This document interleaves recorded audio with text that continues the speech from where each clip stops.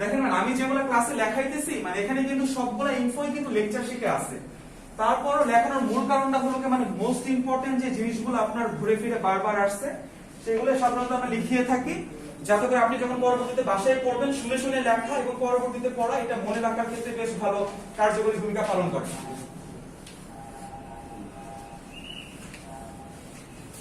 এবারে আমরা লিখব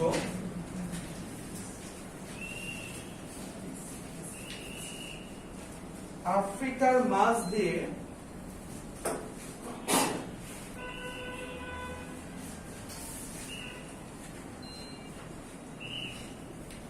অতিক্রম করেছে।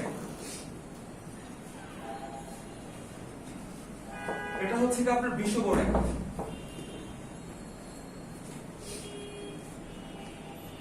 আপনাদের কার কার বাসায় মানে পৃথিবীর ওয়ার্ল্ড ম্যাপটা আছে? একটু হাত তুলবেন। আচ্ছা, থাকলে তো খুবই ভালো। যাদের নাই তারা কিনে ফেলবেন আর কি, কারণ আমরা যখন ভূগোল পড়ি তখন যদি আমরা একটা ম্যাপ সামনে রেখে সেটা যদি সেই অনুযায়ী যদি পড়ি এটা মনে রাখতে অনেক সুবিধা হয়। আর ঢাকা ভার্সিটি বা যে ভার্সিটিতে যান না কেন এমন হয়তো কতগুলো প্রশ্ন থাকবে ভূগোল থেকে যে কনসেপ্টের উপর আপনাকে চিন্তা করে সাজাতে হবে যে এই দেশটা কোন মহাসাগরের পাশে, সেটা হয়তো আপনি পড়ে যান নাই, কিন্তু আপনি যদি ম্যাপটাকে তখন থিঙ্ক করে বের করতে পারেন তখন কিন্তু ইজিলি কিন্তু বের করা সম্ভব হয়। তো সেজন্যই বলবো যে সবাই একটা ওয়ার্ল্ড ম্যাপ কিনে ফেলবেন এবং যখন যে কনসেপ্টটা পড়বেন ভূগোলের ম্যাপের সাথে একটু মিলাই পড়বেন, এটা খুব ভালো কাজে দেয় মনে রাখার ক্ষেত্রে।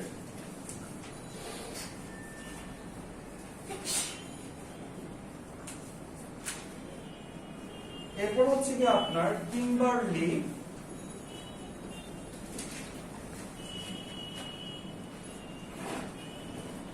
ও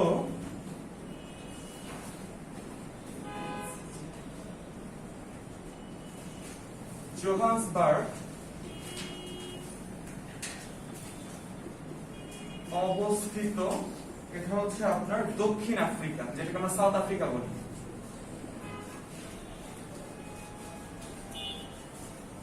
তো এখানে আপনার কিম্বারলি হচ্ছে সেটা হলো আপনার হীরার খনি।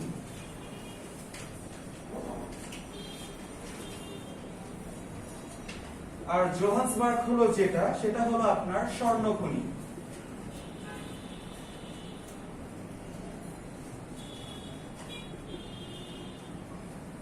তারপর হলো আফ্রিকা বা পৃথিবী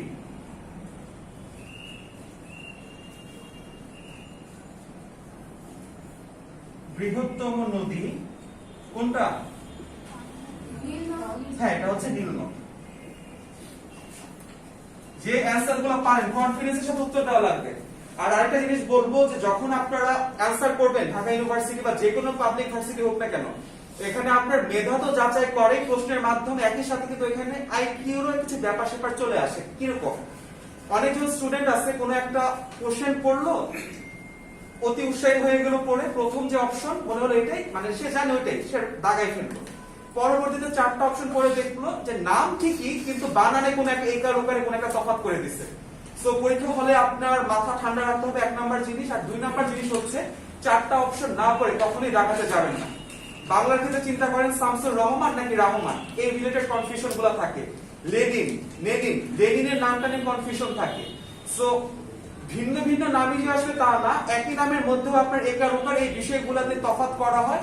সো যখন পড়বেন একটু ভালো মতো বানানটার প্রতি খেয়াল রাখবেন, কারণ আপনি অ্যান্সার জানেন কিন্তু আপনি আলাদা করতে পারতেছেন না যে আপনি কোনটা রাইট অ্যান্সার, ওই একই কথাই কিন্তু হইতেছে তাহলে। সেটা একটু ভালো মতো মাথায় রাখতে হবে।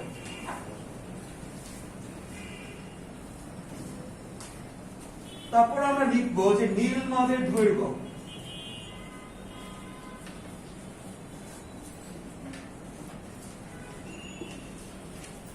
এটা হচ্ছে ৬৮২৫ কিলোমিটার। মানে দৈর্ঘ্য এই জিনিসগুলা এখন আর আগের মতো আসে না, একটা সময় একটা প্রচুর আসে, তারপর এটা লিখে রাখেন। আর আপনারা হয়তো অনেকেই মানে গুগল থেকে বা অনলাইন থেকে অনেক সোর্স থেকে হয়তো আপনারা অনেক ধরনের জিনিস পাবেন, যেটা হয়তো লেকচার শিটের সাথে হয়তো নাও ম্যাচ করতে পারে। তো আমি যেটা বলবো আপনাদেরকে, সেই ক্ষেত্রে আপনারা লেকচার শিটে যে অ্যান্সারটা দেওয়া আছে সেটাকে বেশি মাত্রায় গ্রহণযোগ্য মনে করবেন, কারণ গুগলের সব সোর্স কিন্তু বিশ্বাসযোগ্য না। কিন্তু আপনাদের তফাৎটা বুঝতে হবে আপনি কোন সোর্সটা থেকে খবর নিচ্ছেন।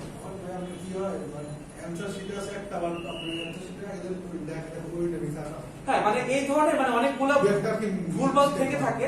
তো এই ক্ষেত্রে যেটা সলিউশন দেবো, শুরুতে আমাদের একটা নাম্বার দেওয়া আছে মিরাজ স্যারের। স্যারের ক্লাস আপনারা পাইছেন কিনা আমি জানি না, আপনাকে পেয়েছেন স্যারের ক্লাস, স্যারের সাথে কন্ট্যাক্ট করলেন বা কোচিং যদি স্যারকে মানে একটু কথা বলবেন সেই জিনিসগুলো নিয়ে, সেটা মানে বেশ ভালো হবে সেই ক্ষেত্রে। লিখছেন সবাই? তো আপনারা যদি আজকে বাসায় যাবেন, বাসায় যেই আফ্রিকা মহাদেশের মানচিত্রটা দেখবেন। তো আফ্রিকা মহাদেশের মানচিত্রের মধ্যে সবথেকে মজার জিনিসটা হচ্ছে মানে কয়েকটা দেশ আছে। আমি যদি আপনাদেরকে বাংলাদেশের ম্যাপ আঁকতে বলি অবস্থা খারাপ হয়ে যাবে, সেই কার্ভ গুলা দেওয়া চারপাশে কি।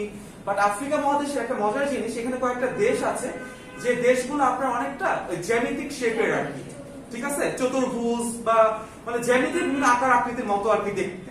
তো এটা একটু ভালো মতো মনে রাখবেন যে আফ্রিকা মানে এটা অনেক সময় প্রশ্ন আসে যে কোন মহাদেশের দেশগুলোর মধ্যে মানে আকার আকৃতি জ্যামিতিক আকার আকৃতি দেখা যায়, এটা আপনার কিন্তু আফ্রিকায় কিন্তু হবে, ঠিক আছে।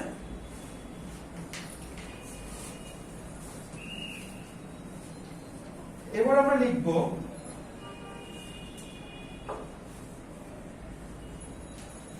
সুয়েজ খাল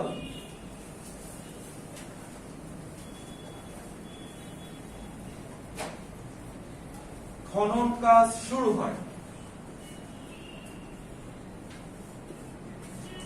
এটা হচ্ছে আপনার 1859 সালে।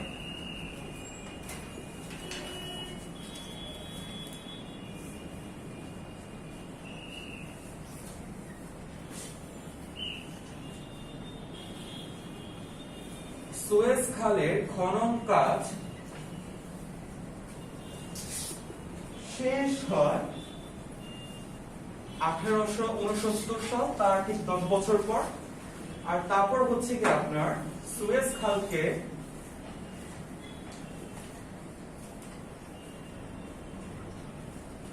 জাতীয়করণ করা হয়।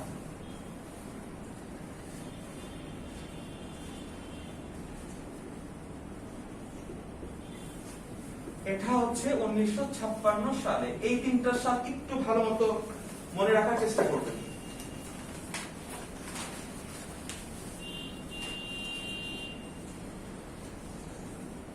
আর রিসেন্ট যে ঘটনাগুলো আছে, রিসেন্ট ঘটনাগুলোর ক্ষেত্রে তারিখ সহ মনে রাখবেন।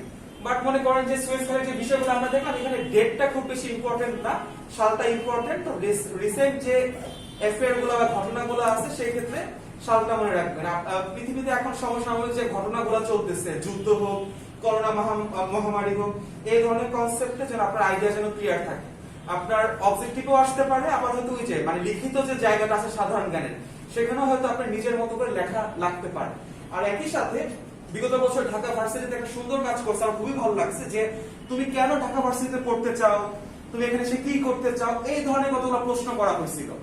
সো আমি এই ধরনের প্রশ্নগুলোকে একটু বেশি মাত্রায় ভালো বলি এই জন্য, অপারেশন সার্চ লাইট কি, 10 লাখ স্টুডেন্ট যদি পরীক্ষা দেয় তার মধ্যে দেখা যাবে 5 লাখ স্টুডেন্টের সেম অ্যান্সার। কোন একটা গাইড থেকে হয়তো মুখস্থ করছে, ওই সেমটাই তারা ওই হুবহু লিখে দিছে। বাট এই ধরনের অ্যানালিটিক্যাল টাইপ প্রশ্নগুলো দেওয়ার একটা ভালো জিনিসটা কি, মানে আপনি যে লিখছেন নিজের মতো করে তো লিখছেন, ওই লেখা থেকে বোঝা যায় আপনার মেধার কি অবস্থা। সো নিজের ফ্রি হ্যান্ড রাইটিং লেখার অভ্যাসটা একটু ভালো মতো চেষ্টা করবেন। বিশেষ করে আপনার ইংলিশ একটু ফ্রি হ্যান্ড রাইটিং যদি পারেন, এটা ঢাকা ভার্সিটি সহ বেশ কয়েকটা ভার্সিটিতে কাজে দিবে। একই সাথে সাধারণ জ্ঞানের কোন একটা টপিক আপনাকে বলে দিলাম, নিজের মতো করে লেখা, এর মানে এই না যে ওখানে সবগুলো লাইনই আপনার তথ্য তথ্য তথ্য হওয়া লাগবে। সুন্দর করে লেখার কিছু ব্যাপার স্যাপার আছে যেটা অলরেডি আপনারা জানেন, সৃজনশীল আপনারা পরীক্ষা দিয়ে আসছেন। সো এই সেম প্রসেসটা এখানে অ্যাপ্লাই করার চেষ্টা করবেন, ঠিক আছে। মানে ইনফো অ্যাড করবেন, ঠিক আছে, বাট তার সাথে আপনার নিজেরও একটু বিশ্লেষণ ধর্মী লেখা যেন সেখানে যেন থাকে, সব যেন আপনার মুখস্থ টাইপ না হয়ে যায় ওই লেখাগুলোর মধ্যে।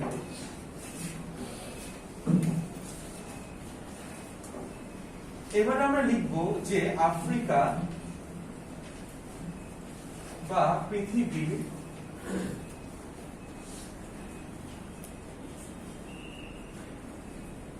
বৃহত্তম মরুভূমি।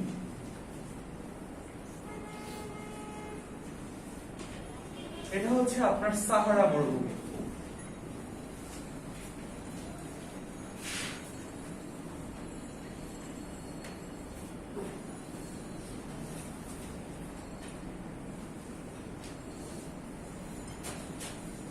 আফ্রিকার সম্পদশালী বা শিল্পোন্নত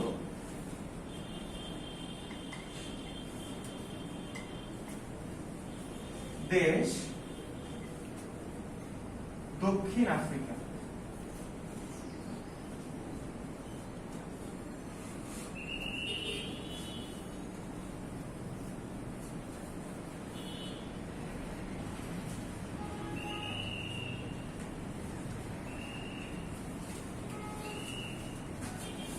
আফ্রিকার বৃহত্তম দ্বীপ এটা হচ্ছে আপনার মাদাগাস্কার।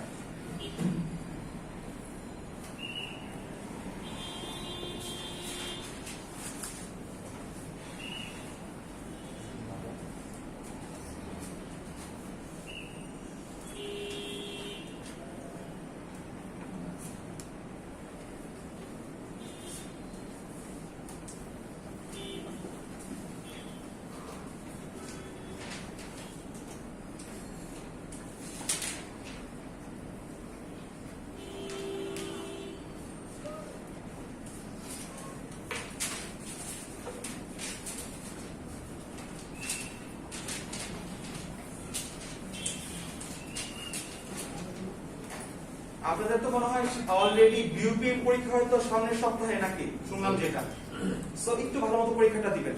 বিউপি কিন্তু মানে অনেকে যেটা মনে করে এটা প্রাইভেট কিনা, সেরকম কিন্তু আসলে না। এটা আপনার আধা সরকারি আধা বেসরকারি, বাট একটা প্রাইভেট ইউনিভার্সিটির তুলনায় খরচ খুবই কম আর কি। সেখানে আপনার অনেকটা কলেজে প্রাইভেট কলেজগুলো যেরকম ছিল সেরকম খরচটা দেওয়া লাগে, বাট চান্স পাওয়াটা খুবই কঠিন। আপনার অনেক ভালো কম্পিটিশন হয় সেখানে।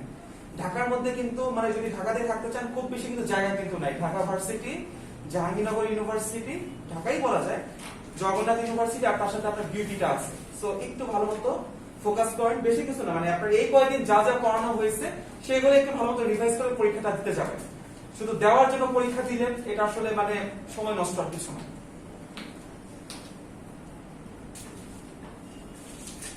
আর আপনাদের হয়তো মানে রোজার ইচ্ছা একটু টাইম আছে, রোজার মতো চেষ্টা করবেন মানে যত গ্যাপ পড়ছে অলরেডি সেই গ্যাপ গুলা ফিল আপ করার, কারণ রোজাটা শেষ হবে আপনাদের দেখবেন যে একে একে বাকি জায়গাগুলোরও পরীক্ষা শুরু হয়ে যাবে।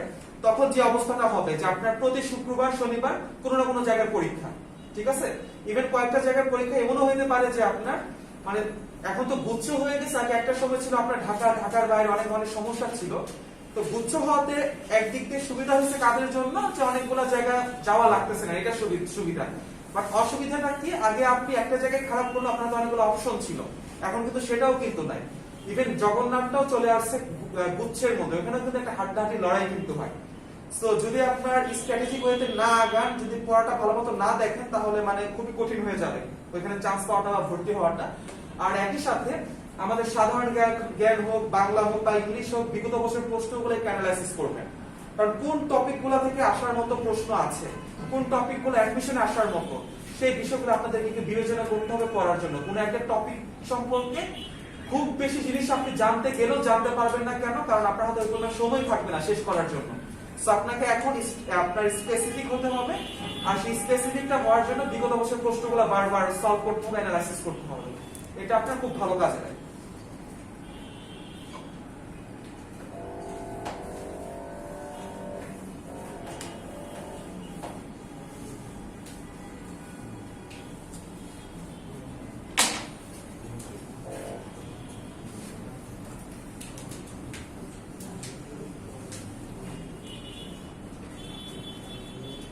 তারপর আমরা দিব যে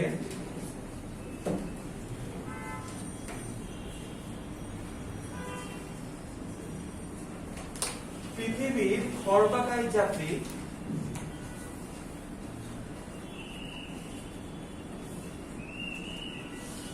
এটা হচ্ছে আপনার পিগমি।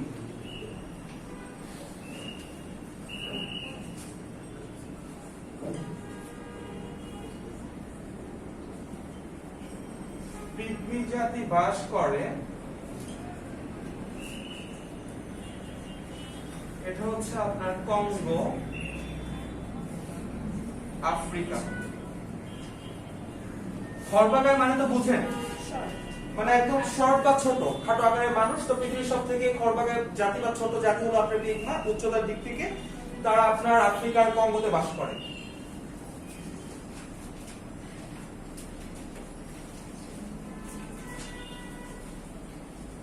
পৃথিবীর বৃহদাকার কোনটা? পিগমি গ। পৃথিবীর বৃহদাকার চিড়িয়াখানা কোনটা? এটা হচ্ছে আপনার আফ্রিকা মহাদেশ। পুরো আফ্রিকা মহাদেশটাকে একটা বিশাল আকারের চিড়িয়াখানা বলা হয়।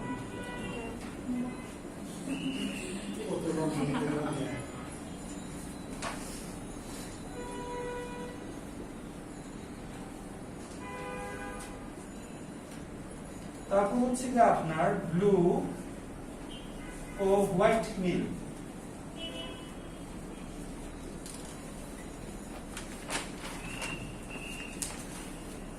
মিলিত হয়, এটা হচ্ছে আপনার খার্তুম শহর, সুদান। খুব ইম্পর্টেন্ট একটা প্রশ্ন, এটা অনেকবার পরীক্ষাতে আসছে এর আগেও। শহরটার নামও আসে এবং দেশের নামটাও আসে, যে কোথায় আপনার ব্লু ও হোয়াইট নীল মিলিত হয়েছে। আবার এটা এমনও থাকে মানে নীল ও সাদা নীল, মানে নীল বলতে আপনার নীল নদকে বোঝানো হয়েছে। সো এই দুইটা এসে আপনার খার্তুম শহর সুদানে মিলিত হয়েছে।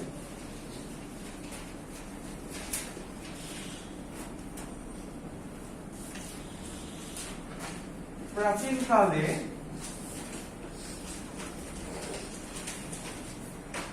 আফ্রিকাকে বলা হতো,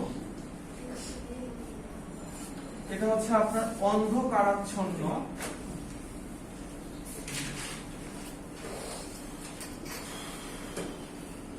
মহাদেশ।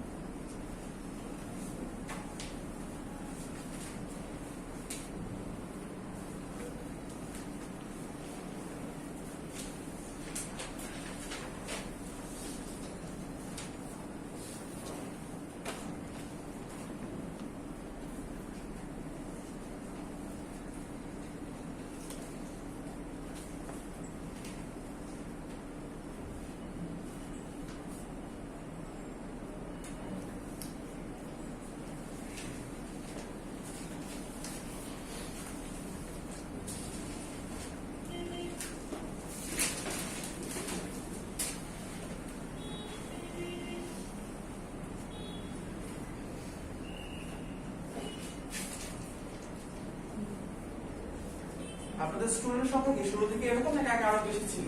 আমাদের ব্যাচ দুইটা, 10:30 অনেক। আচ্ছা, মানে 10:30 আরেকটা ব্যাচ আছে আজকে আবার। আজকে না, ওটা তো অনেক।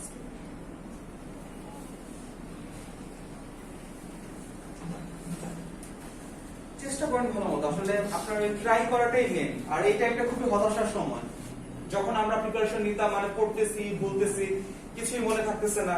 ইভেন আগে যে কাজ কখনো ভালো লাগে না, এই সময় সেই কাজটা করতেও ভালো লাগে, মানে সময়টা অপচয় করার জন্য। আবার একই সাথে সামাজিক যোগাযোগ মাধ্যম তো আছে, একবার ঢুকলে আপনি হয়তো 10 মিনিটের জন্য ঢুকছেন, দেখবেন যে আপনার 2 থেকে 3 ঘন্টার মতো সময় নাই হয়ে গেছে, কোনো কাজে সেটা ইউজ হইতেছে না। সো যেটা বলবো, মানে একটু এই জায়গাগুলো থেকে নিজেকে সামলান এবং জাস্ট এই কয়েকটা মাস, আপনার 2 থেকে 3টা মাস একটু কষ্ট করেন, সামনে 3 থেকে 4টা বছর বা 4 থেকে 5টা বছর বেশ ভালো কাটবে। এটা ভাববেন না যে ভার্সিটির লাইফে পড়াশোনা নাই, এটা সবথেকে বড় মিথ্যা। প্রথমদিন ক্লাসে গিয়ে বুঝছিলাম, তো সব জায়গাতে প্রেশার আছে, কম্পিটিশন আছে, বাট মানে এই টাইমটাতে যদি আপনি একটু ভালো মতো 3টা মাস বা 4টা মাস কষ্ট করেন, আপনার হয়তো সামনের ওই কষ্টের দিনগুলো একটা ভালো জায়গাতে কাটবে আর কি। সব জায়গাতেই আপনাকে পড়াশোনা করতে হবে। ইভেন প্রাইভেট ভার্সিটিতে পড়া মানিয়ে যে খারাপ তাও কিন্তু না, এটা আসলে আমাদের দেশের শিক্ষা ব্যবস্থার দুর্বলতা। সো মানে কারো যদি গভর্নমেন্ট ভার্সিটিতে না হয়, অবশ্যই প্রাইভেটে ট্রাই করবেন। জাস্ট খরচটা একটু বেশি, এটা একটা প্রবলেম। ইভেন প্রাইভেট ভার্সিটি গুলোতে কিন্তু আপনি যদি খুবই ভালো করে অ্যাডমিশন টেস্টে, তখন কিন্তু স্কলারশিপও তারা কিন্তু দেয় আর কি। মানে হাতে এমন রাখবে না যে সরকারি ভার্সিটিতে না পড়লে জীবন শেষ, ঢাকা ভার্সিটিতে না পড়লে জীবন শেষ, সেটা আসলে না। যে কোনো জায়গা থেকে ভালো করা যায়, মোট কথা আপনার চেষ্টা করতে হবে। ঢাকা ভার্সিটিতে পড়ার মানে আমার কাছে যেটা মনে হয়েছে, এই কয়েক বছর তো পড়লাম, মানে আমার সব থেকে মানে ভালো এক্সপিরিয়েন্স হচ্ছে কি আপনার নেটওয়ার্কিং, সিনিয়রদের সাথে একটা কোলাবোরেশন, এটা আপনার জব, ক্যারিয়ার সকল ক্ষেত্রে একটা সাপোর্ট দেয়। এটা তো অন্যান্য ভার্সিটিতেও দিবে, আর আমার জন্য সুবিধা ছিল আমি ঢাকাতেই থাকি, তো আমার জন্য ঢাকা ভার্সিটি মানে অনেক বেস্ট একটা অপশন ছিল। তো আল্লাহর রহমতে আমার সেই স্বপ্নটা সত্যি হয়েছিল আর কি। তো একটু চেষ্টা করেন, ইনশাআল্লাহ আপনাদের বেশ কয়েকজনের সাথে হয়তো নেক্সট টাইম ক্যাম্পাসে দেখা হবে এই বছরের শেষের দিকে আর কি। তো এটাই বললাম আর কি, এই কয়েকটা মাসের কষ্ট চান্স পাবেন, এখান থেকে অবশ্যই চান্স পাবেনই, বাট কারা পাবেন সেটা আমরা এখনো জানি না। তো আমি চাই একজন দুইজন না হয়ে অনেকজন যেন পাক। ইনফ্যাক্ট আপনারা আজকে যে কয়জন আছেন সবাইকে এসে ঢাকা ভার্সিটিতে দেখা যায়, বাট কষ্ট করতে হবে, কারণ ঢাকা ভার্সিটি পরীক্ষা আপনার এলিয়েনরা এসে দিবে না, ভিনগ্রহের অন্য কোনো মানুষ এসে দিবেন, আপনারাই দিবেন, আপনাদের মতো বাংলাদেশ, সারা বাংলাদেশ থেকে আপনাদের বন্ধুরা এসেই পরীক্ষা দিবে। হ্যাঁ, পড়া তো ভুলে যায়, মানে এই যে লেকচারটা পড়তেছি দেখা যায় যে 3-4 আগে লেকচারগুলো ভুলে যায়। একটা জিনিস কি মানে আপনার একটা মানে আমরা তো অনেকদিন ধরে পড়ার মধ্যে নাই, এই টাইমটাতে সেই প্রবলেমটা হয়, তার মধ্যে আমাদের করোনা ছিল, স্কুলে ক্লাস টাস নাই, সো অভ্যাসটা হতে একটা টাইম লাগে। আপনি রেগুলারলি মেইনটেইন করতে করতে করতে করতে দেখবেন হ্যাঁ আপনি পড়বেন ভুলবেন, বাট বারবার ওই চেষ্টাটা করতে হবে। ইভেন আমি যে কাজটা করতাম, আপনার দেশ মুদ্রার রাজধানী, তারপর সদর দপ্তরের যে চার্ট গুলা থাকতো, সেগুলো আমি প্রতিদিন রাতে ঘুমানোর আগে একবার করে পড়তাম, ঘুম থেকে ওঠার পর আমি একবার করে পড়তাম আর কি, মানে জাস্ট এইভাবে। সো যেটা দেখলাম যে প্রথমে একটা সেভাবে পড়তেই আসি, বাট পড়ার সময় ঢেকে ঢেকে পড়তাম, না পারলে তখন খুলে দেখতাম। তো যেটা দেখলাম যে আপনার 1 মাস পর আমার আর কোনো কিছুই মানে দেখা লাগতেছে না, সব আমি আপনিই পারতেছি। সো এই বারবার প্র্যাকটিস চর্চাটা করা হলো আপনার জন্য খুব মোস্ট ইম্পর্টেন্ট একটা ব্যাপার, এটা করতে হবে এই সময়টাতে।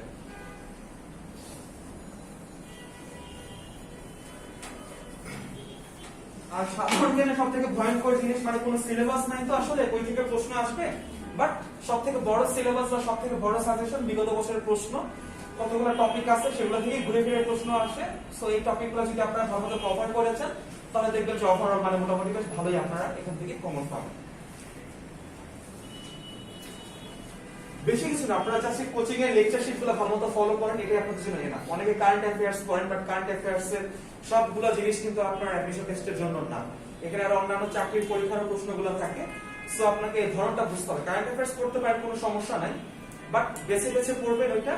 আর যদি কারেন্ট অ্যাফেয়ার্স নাও পড়েন, আমিও পড়িনি ওই টাইমটাতে, সেক্ষেত্রে সেটাও ভালো, কারণ আমরা আমাদের লেকচারের শুরুতে যে একটা সাম্প্রতিক অংশ থাকে ওটাই আপনার কারেন্ট অ্যাফেয়ার্স, পত্র পত্রিকা, খবর, সেই জায়গাগুলো থেকে অ্যানালাইসিস করে আপনার তৈরি করে দেওয়া হয়। সেই লেকচারটাই ভালো মতো ফলো করেন, সবগুলো জায়গা দেখতে কি আসলে লাভ হবে না কোনো, এটাই ভালো মতো ফোকাস করে যদি আগান, আই থিঙ্ক আপনার সব কভার হয়ে যাবে আপনার কি। এবার আমরা লিখবো যে মিশরকে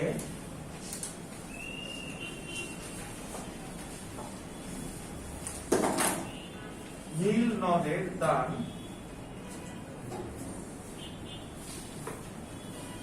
ঘোষণা করেন,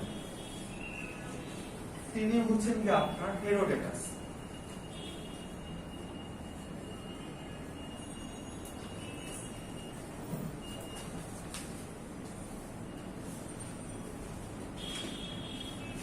পার্ল অফ আফ্রিকা বলা হয় আপনার ওগানটাকে, আর হর্ন অফ আফ্রিকার মধ্যে অবস্থিত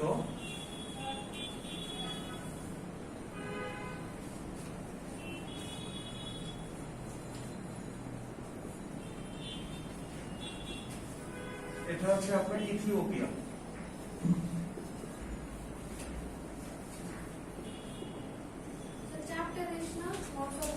হ্যাঁ, এখানে আপনার 4টা দেশ আছে, বাট এখানে আমি দিছি যে 4টা দেশের মধ্যে এটা অনেক সময় আসে যে কোন দেশটা হর্ন অফ আফ্রিকাতে অবস্থিত, তো তার মধ্যে আপনার এখানে ইথিওপিয়াটা আছে, ঠিক আছে। আর হর্ন অফ আফ্রিকা এই জন্য বলা হয় কারণ আফ্রিকা মহাদেশের মানচিত্রটা যদি তাকান, মানে আপনার উপরের দিকে কোণার দিকে কয়েকটা দেশ আছে, 4টার মতো দেশ আছে, তো সেই দেশগুলোর আকার আকৃতি অনেকটা যে আপনার মহিষের যে শিংয়ের মতো হর্ন বলা হয় সেরকম দেখতে, সেজন্য বলা হয় আপনার হর্ন অফ আফ্রিকা। তো ইথিওপিয়া আপনার সেই হর্ন অফ আফ্রিকাতে অবস্থিত। এবার আমরা লিখবো যে আফ্রিকার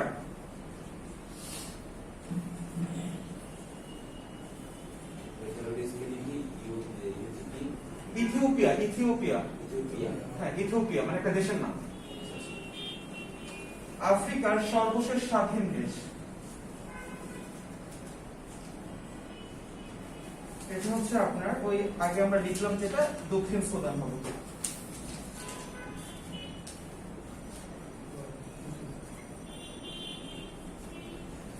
একটা সময় সাধারণ জ্ঞানে আপনার দেশ, মুদ্রা, রাজধানীর নাম অনেক বেশি আসতো, বাট এখন দিনকে দিন এই পরিমাণটা কমে যাচ্ছে, বাট একবারে যে আসে না তা কিন্তু না। সো এটা একটু দেখবেন, মানে ওই যে ওই অভ্যাসটা করুন যে আপনার রাতে একবার করে ইম্পর্টেন্ট জিনিসগুলো দেখেন, তার মধ্যে ওইটাও রাখেন, দেখে দেখে যান আর কি। কারণ অনেকগুলো পরীক্ষাতে মানে রিসেন্টলি আসে নাই আর কি এই বিষয়টা, তারপরে মানে বাদ দেওয়ার কোনো দরকার নেই।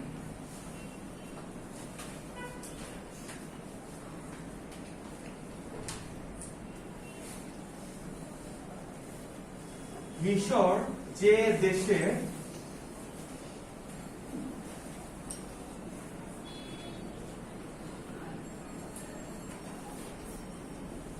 উপনিবেশ ছিল, ওই ব্রিটেন,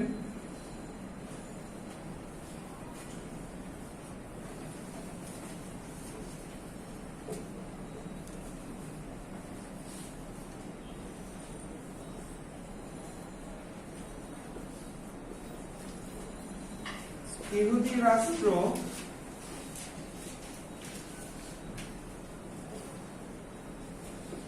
ইসরায়েলকে স্বীকৃতি দানকারী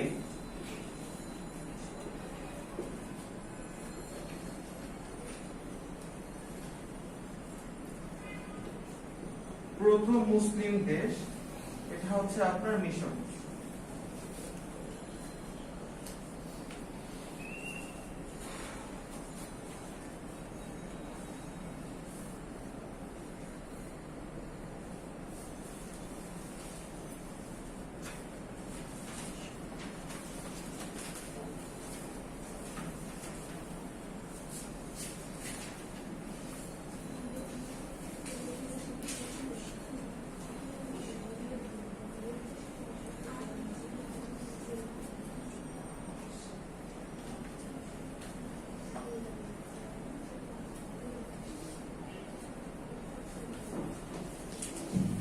প্রথম মুসলিম কান্ট্রিটা তুরস্ক বা এখানে আপনার মানে কয়েকটা জায়গায় কনফিউশন আছে, বেশ কয়েকটা জায়গায় আপনার অ্যানসার হিসেবে মিশরও পাবেন, আবার বেশ কয়েকটা জায়গায় তুরস্ক এখানে পাবেন। আরব দেশগুলোর মধ্যে হচ্ছে কি আপনার মানে আমি যেটা বলবো আপনারা এখানে দুইটা অপশন একটু মাথার মধ্যে রাখবেন, ঠিক আছে? অপশনের মধ্যে মানে দুইটা একসাথে আসার কথা না, দুই দিক থেকে আপনি চিন্তা করে রাখেন, একটু কনফিউশন আছে এই জায়গাটাতে। এটা শুধু এই জায়গা না, সাধারণত অনেকগুলো টপিক অনেকগুলো জায়গায় আপনারা এই রিলেটেড কনফিউশন পাবেন।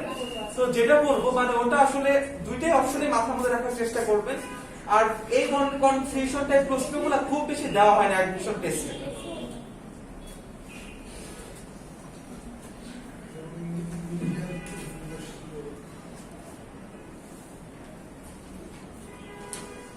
আর আপনাদের কি মডেল টেস্ট শুরু হয়েছে এমনিতে?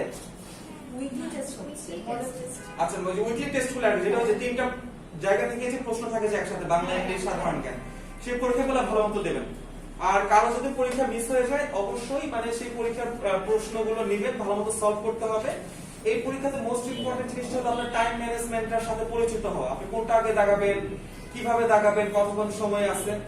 তো এই মানে পরীক্ষাগুলো মিস করবেন না, খুব ইম্পর্টেন্ট আপনার এই সময়ের সাথে ম্যাচ করাটা। আবার অনেকে একটা ভুল করে আপনার বাংলার জায়গায় সাধারণ জ্ঞান দাগে আসে, সাধারণের জায়গায় বাংলা দাগে আসে।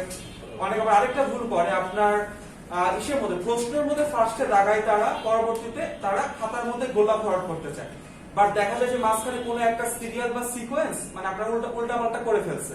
তো সেটার জন্য দেখা যায় ভুলটা করার জন্য রাইট অ্যান্সার গুলো কিন্তু পরবর্তীতে ভুল হয়ে যায়। তো দাগানোর সময় অবশ্যই সতর্ক থাকবেন, আপনি যেভাবে দাগান এটা আপনার ইচ্ছা, বাট এই ধরনের ভুলগুলো যেন না হয় সেটা একটু খেয়াল রাখবেন। আবার একই সাথে প্রশ্নের সেট পূরণ, আপনার প্রশ্নের সাথে আপনি সেই সঠিক সেটটা লিখছেন কিনা, রোল নাম্বার ঠিক মতো লিখছেন কিনা। আপনি পরীক্ষা অনেক ভালো দিচ্ছেন বাট রোল নাম্বার কোনো কারণে ভুল করে আসছে, তখন কিন্তু আপনার রেজাল্টে কিন্তু আসবে না। তো এই ব্যাপারগুলো একটু ভালো মতো খেয়াল রাখবেন এখন থেকে। আর আপনাদের কোচিংয়ে তো মনে হয় একটা র্যাঙ্কও দিয়ে দেওয়া হয় যে কারা কত পাইলো, কত ভালো বলো, তাই না? হ্যাঁ, সেই র্যাঙ্কটাও দেখতে পারেন, বাট ওটাতে খারাপ করলে কোনো অসুবিধা নাই। আমার কথা হচ্ছে কি মানে ভুলগুলো থেকে যেন আপনার শেখা হয়। আপনি যদি মনে করেন যে আমার র্যাঙ্ক সবসময় খারাপ থাকে, আমাকে দিতে হবে না, সেটা যেন না। একটা কথা চিন্তা করেন, জাস্ট এখানে আপনারা হয়তো 60 থেকে 70 জন যদি আমি দুইটা ব্যাচ ধরি, তাদের মধ্যে পরীক্ষাটা র্যাঙ্কিং করা হচ্ছে, বাট অ্যাডমিশন টেস্টে কিন্তু কয়েক লাখ স্টুডেন্ট। তো ওই হিসাবটা আপনার মাথায় রাখতে হবে ঢাকা ভার্সিটি বা পাবলিক ভার্সিটিতে আপনি যদি শুধু পাস করার আইডিয়া নিয়ে পরীক্ষা দেন তাহলে কোনো লাভ নাই। আপনি তো পাস করছেন ডি ইউনিটের ক্ষেত্রে, আপনার পজিশন হচ্ছে কি আপনার 30,000, আপনি কোনো সাবজেক্টে তখন পাবেন না। সো আপনাকে পাসও করতে হবে এবং তার সাথে পজিশনে শুরুর দিকেও থাকতে হবে।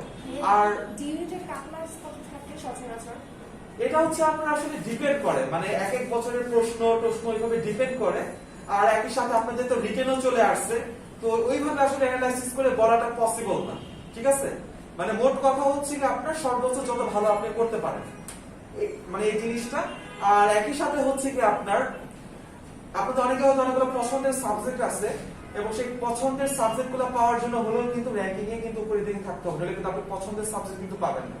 তো ওভারঅল সবকিছু মিলিয়ে পাস করার কথা তো বাদে দিলাম, আপনাকে সবগুলো সাবজেক্ট ওয়াইজে ভালো করতে হবে। আপনি বাংলার সাধারণ জ্ঞানে অনেক ভালো করছেন বাট ইংলিশে খারাপ করছেন, আপনি হয়তো পরীক্ষাতে দশম হয়েছেন, বাট তারপরও আপনি শুরুর দিকের বা গতানুগতিক যেগুলোকে সবাই ভালো সাবজেক্ট বলে সেই সাবজেক্ট গুলোতে কিন্তু আপনি একটু সিট কিন্তু পাবেন না, কারণ কিছু মিনিমাম রিকোয়ারমেন্ট থাকে যে ইংলিশে 18 পাওয়া লাগবে বা 14 পাওয়া লাগবে। এই বিষয়গুলোর জন্য হলো আপনার ওভারঅল ভালো করতে হবে। রিটেন আর ওদের কি মিলে, মানে দুটো মিলে শুধু রিটেন? এটা হচ্ছে আপনার মানে ওভারঅল দুটো মিলিয়ে আর হিসাবটা করা হবে। আর হ্যাঁ মানে ওই যে পাস মার্ক কতটা এটা প্রতিবার একটু ওঠানামা করে আর কি, ওটা আপনার ওই যে অ্যাডমিশনের আগে যে সার্কুলারটা দেওয়া হয় ওটা দেখলেই পেয়ে যাবেন। এটা এখন আপনাদের তো সার্কুলারটা কোনো এখনো তো দেয় না ঢাকা ইউনিভার্সিটি নাকি, ওইখানে ভালো মতো উল্লেখ থাকে। আর পরীক্ষার পরে জানানো হয় ওই যে আপনার কোন সাবজেক্টের জন্য কত জিনিসগুলো সেই বিষয়গুলো। বাট আপনার এত কিছু নিয়ে চিন্তা করার দরকার নেই, আপনার মোট কথা বাংলা ইংলিশ সাধারণ জ্ঞান সবগুলোতে পাস তো করবেনই, তার সাথে আপনার পজিশনে শুরুর দিকেও থাকতে হবে। আবার মনে করেন আপনি হয়তো 200 বা 300তম হয়েছেন কিন্তু আপনার ইংলিশে ওই মার্কসটা আছে, আপনি হয়তো বাংলা সাধারণ একটু খারাপ করছেন বাট ইংলিশে আপনি যথেষ্ট ভালো করছেন, তখন দেখা যাবে যে আপনি হয়তো পরের দিকে থেকেও শুরুর দিকে সাবজেক্টগুলো সহজেই পেয়ে যাচ্ছেন, কারণ আপনার আগে যারা আছে তারা হয়তো ওই মার্কস ক্রাইটেরিয়াটা পূরণ করতে পারেনি, ওই সিটগুলো এখনো ফাঁকা আছে। এইগুলো হিসাবটা।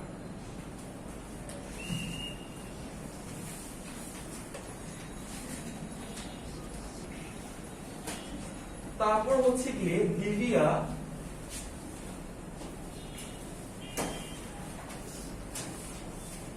যে দেশে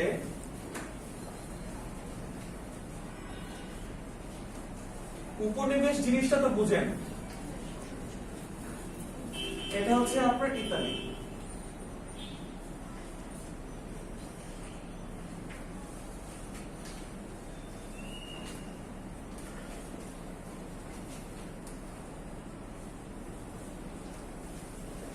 গাদ্দাফি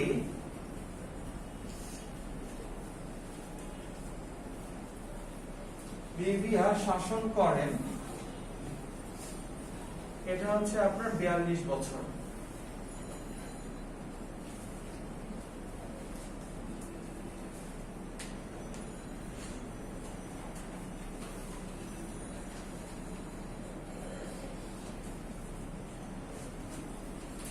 আফ্রিকার পার্লামেন্ট ভবন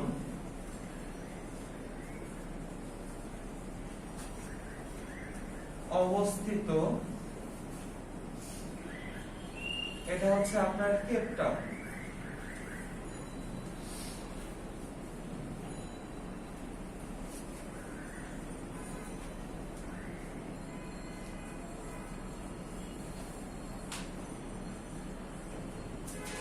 আফ্রিকান ন্যাশনাল কংগ্রেসের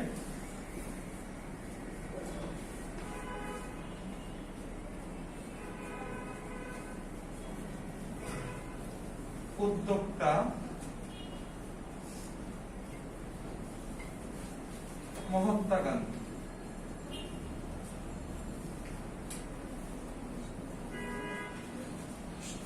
এই প্রশ্নটা কি ইম্পর্টেন্ট, অনেকবার আসছে আপনার ন্যাশনাল কংগ্রেসের উদ্যোক্তাকে। তো যাদের আইডিয়া ক্লিয়ার থাকবে না তারা হয়তো কোনো নাম দাগাবে, তারা মনে করবে মহাত্মা গান্ধী তো ভারত বা আমাদের উপমহাদেশে, তার নাম এখানে কেন আসবে, কারণ এটা ছিল মহাত্মা গান্ধী।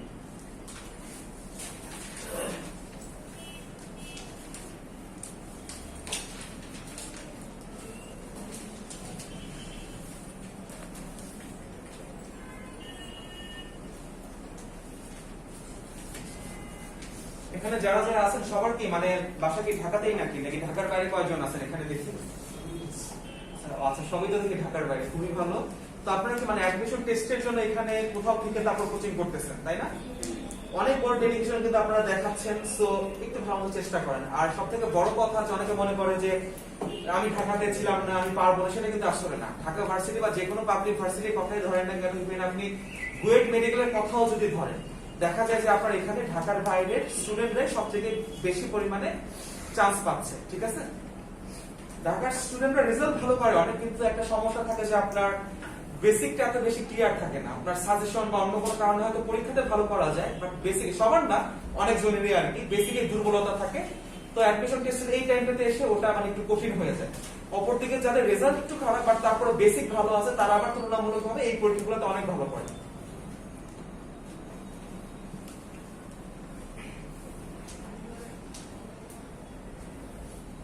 আর যতগুলো জায়গায় আপনাদের পরীক্ষা দেওয়া সম্ভব, পারলে সবগুলো জায়গায় আপনারা ফর্ম ফিল আপ করবেন। কারণ বলা যায় না যে আপনি যেটাতে চান্স মানে যেটাতে চান্স পাওয়ার জন্য পড়াশোনা করছেন সেটাতে যে আপনি চান্স পাবেন, সেটা কিন্তু আগে কখনোই কিন্তু বলে দেওয়া কিন্তু সম্ভব না। তো যতগুলো জায়গায় সুযোগ পাবেন সবগুলো জায়গাতেই অ্যাপ্লাই করবেন। আর আপনি যদি সায়েন্সে হন, সায়েন্সে পড়ার একটা বড় সুবিধা যে আপনার অনেকগুলো জায়গায় সুযোগটা ওপেন থাকে।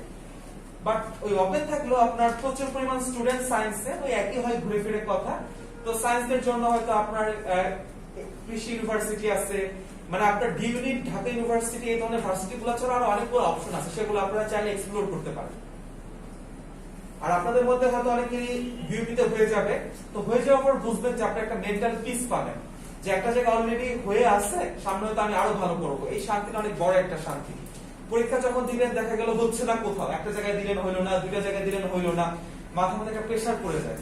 আর তখন আরো বেশি সমস্যাটা করে আপনার পাশের বাসার আন্টিরা বা পরিচিত মানুষরা, যে আমার ছেলে চান্স পাইছে তুমি কি করলা, আমার মেয়ে চান্স পাইছে তুমি কি করলা, এই ধরনের অনেক কথাবার্তা শোনা লাগে।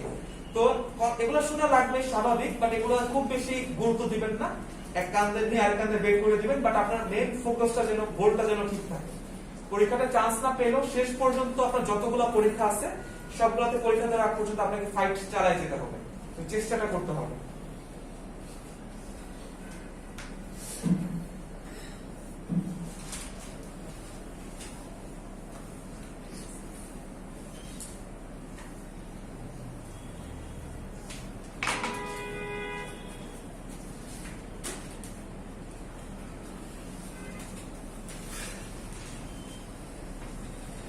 নেলসন ম্যান্ডেলাকে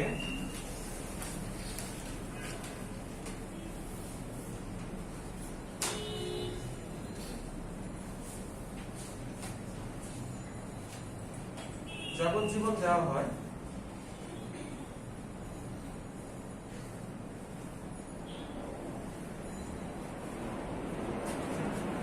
এটা হচ্ছে আপনার 27 বছরের জন্য।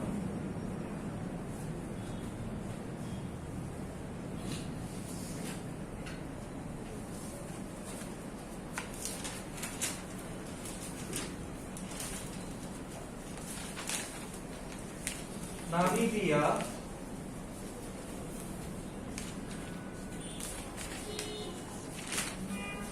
স্বাধীনতা লাভ করে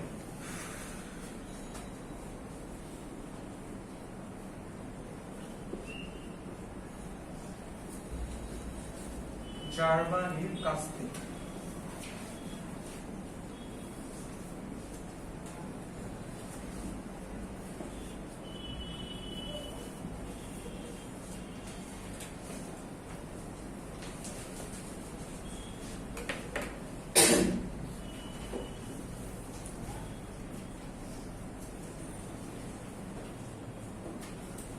দক্ষিণ আফ্রিকার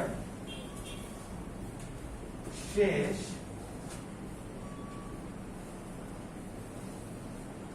শ্বেতাঙ্গ প্রেসিডেন্ট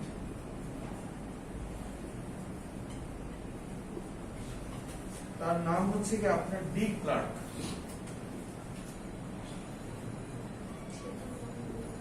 শ্বেতাঙ্গ মানে হচ্ছে কি আপনার সাদা বা ফর্সা। এরপর থেকে কি সবাই কৃষ্ণাঙ্গই হচ্ছে? সব না, মানে আপনার তখন পর্যন্ত আপনার একটা ই ছিল, শুধু শ্বেতাঙ্গরাই থাকবে, আর কেউ থাকবে না, কোনো কৃষ্ণাঙ্গ আসবে না। বাট তারপর ওই জিনিসটা মানে বিলোপ হয়ে গেছে, ঠিক আছে?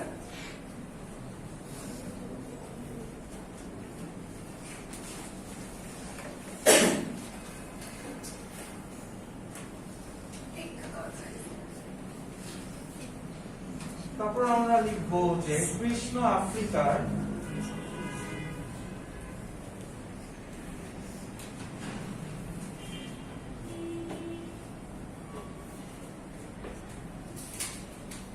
প্রাচীনতম দেশ,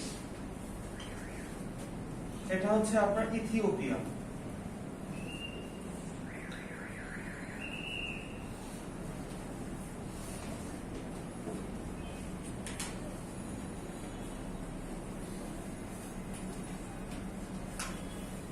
ইথিওপিয়ার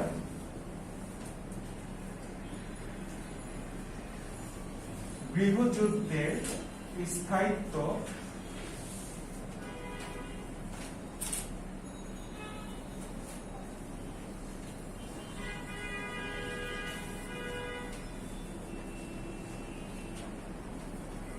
এটা হচ্ছে আপনার 30 বছর।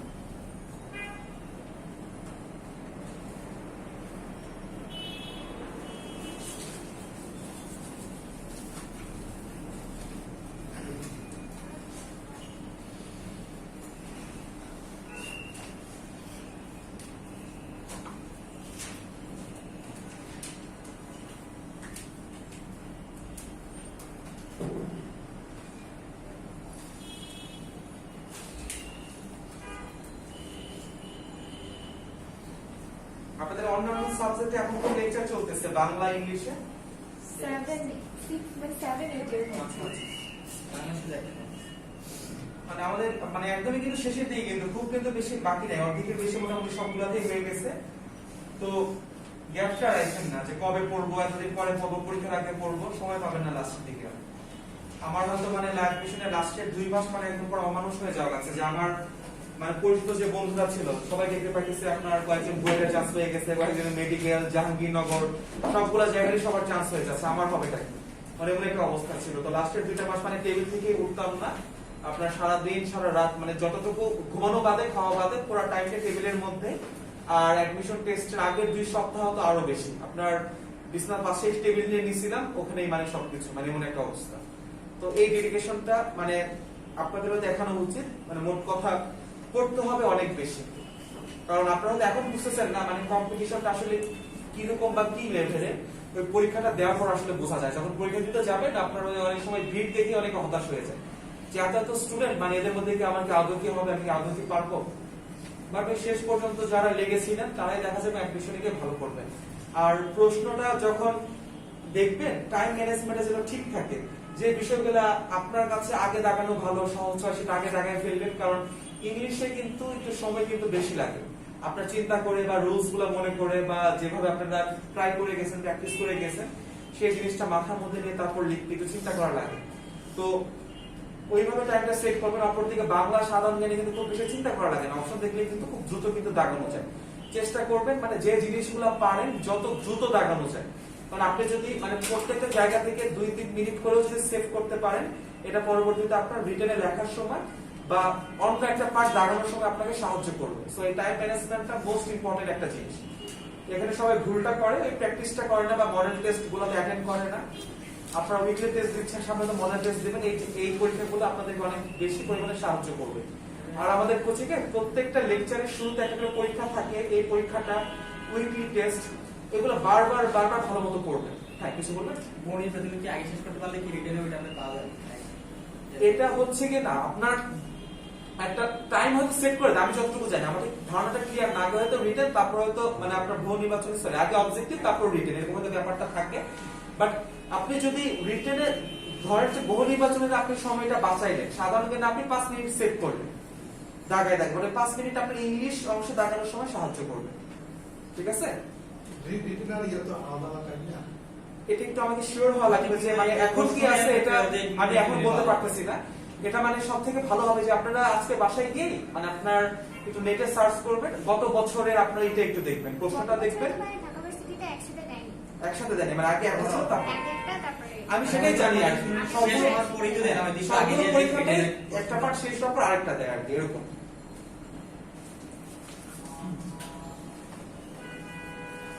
আর আপনাদের হয়তো মানে অনেকজনের সিট ঢাকা ভার্সিটিতে পড়বে, তো পরীক্ষার সময়টাতে যেখানে সিট পড়ুক না কেন মানে ক্লাসের মধ্যে গিয়ে কথা বলা বলে এই ধরনের কাজ করবেন না। ধরেন ঢাকা ভার্সিটি যদি আপনার সিট পড়ে, পরীক্ষা গার্ড হতে থাকে অনেক সিনিয়র লেভেলের কোনো প্রফেসর বা কোনো একজন টিচার, তো তিনি কিন্তু আপনাকে একেবারে এসে বলবেও না যে চুপ করো, খাতা নিয়ে নেবে, কিছু বলবেন না। আপনি খাতা জমা দেবেন, উনি এক্সপেক্ট করে দেবেন, দেখবেন যে আপনার রেজাল্টই পরে আসে না। তো পরীক্ষার হলে বলা বলি এই ধরনের কাজ করবেন না। আর যদি কখনো সুযোগও পান যে পাশের জনকে জিজ্ঞেস করার, পাশের জন যে আপনার থেকে ভালো জানে তার নিশ্চয়তা থাকে। আমরা অনেকেই থাকি অ্যান্সার বলার সময় ওভার কনফিডেন্ট, মানে নিজে ওভার কনফিডেন্ট হয়ে আমরা ভুল দাগাই। সো এই জিনিসটা যেন না হয় যে আপনি নিজে যেটা পারেন সেটা দাগাতে ভয় পেয়ে পাশের জনের কাছ থেকে ভুল উত্তর শুনে সেটা দাগাইতেছেন তার কনফিডেন্সের জন্য। এরকম যেন না হয়, নিজের উপর আস্থা রাখেন। আর অ্যাডমিশন পরীক্ষাটা অন্তত ফার্স্ট টু লাস্ট নিজে নিজে দেওয়ার চেষ্টা করবেন, এটা আপনাকে অনেক বেশি পরিমাণে সাপোর্ট করবে।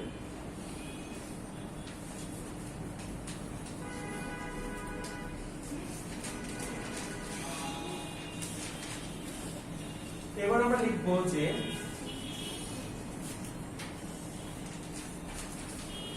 দ্বিতীয় বিশ্বযুদ্ধের আজ পর্যন্ত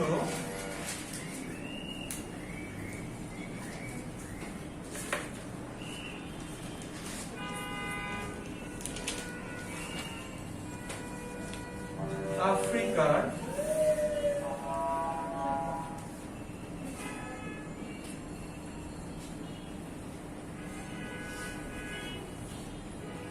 স্বাধীন দেশের সংখ্যা 3টি,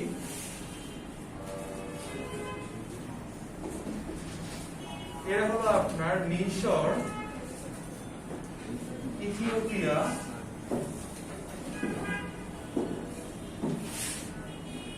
আর আরেকটা হচ্ছে লাইবেরিয়া।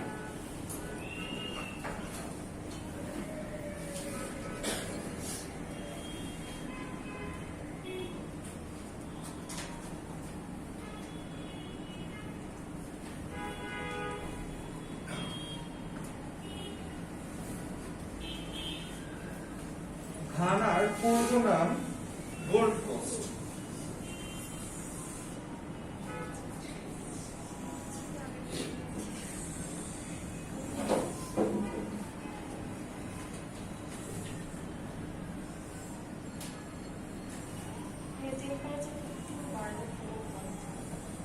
বাড়ানো না কমানো? মানে টেম্পারেচার বাড়ানো, মানে আপনারা মানে বেশি ঠান্ডা হয়ে গেছিল? হ্যাঁ। আচ্ছা, বাড়াচ্ছি, সমস্যা নেই। আফ্রিকার যে দেশ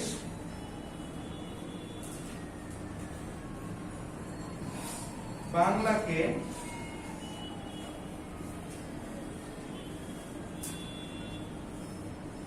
অন্যতম ভাষা হিসেবে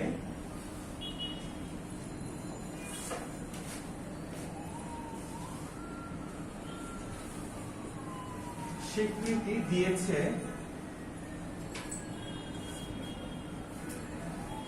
এটা হচ্ছে আপনার সিয়েরা লিওন।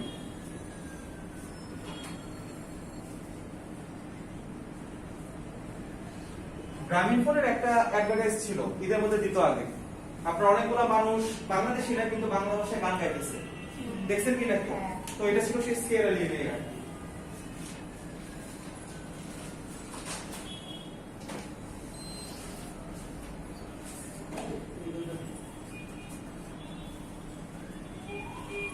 আর একই সাথে হচ্ছে কি আপনার মানে কেন সিয়েরা লিওন?